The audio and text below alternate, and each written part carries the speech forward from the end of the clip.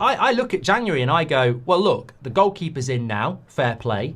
But look at the difference that Cunha and Mbermo and Sesko and Lamens have made.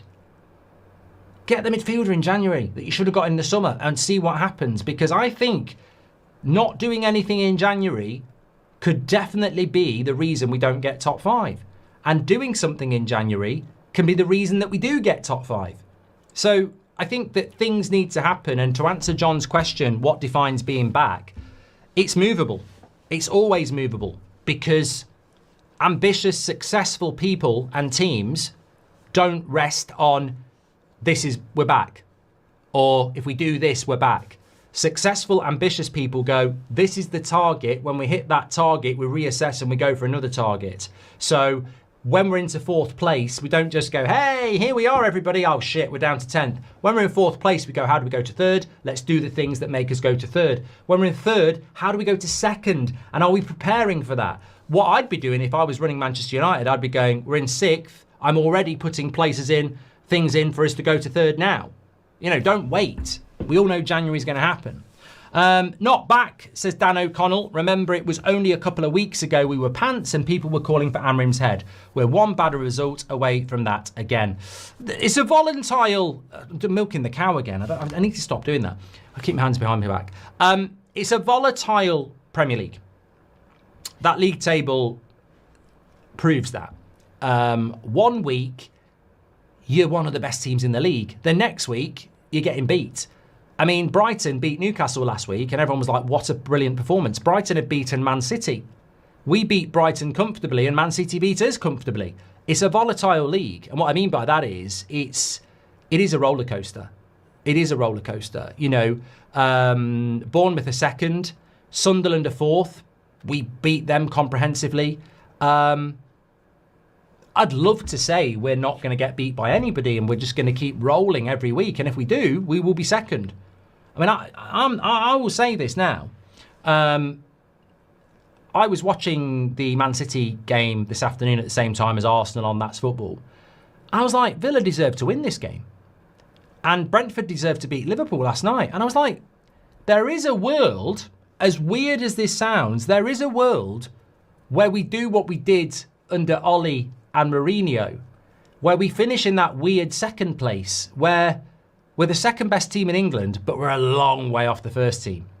And what I mean by that is that when we finished 2nd under Jose and Ollie, we were a bloody different universe away from the team that won the league, which I think was Man City on both occasions. So at the moment, 2nd place, I don't know who's going to challenge Arsenal. And I'm not saying we would challenge Arsenal, but we could. As things are at the moment, there's not a team out there that I go, well, we couldn't get 2nd place. If Bournemouth are 2nd, we can be 2nd. And I'm sure that probably won't happen, but if we're playing Positivity Street and we're walking down it, if the league continues how it is and we keep picking up wins, that's consistency. And it's a volatile league, so consistency will move you up. We'll have to wait and see if it happens. Have you seen Sancho's antics earlier today? No, I just saw he got subbed on and subbed off.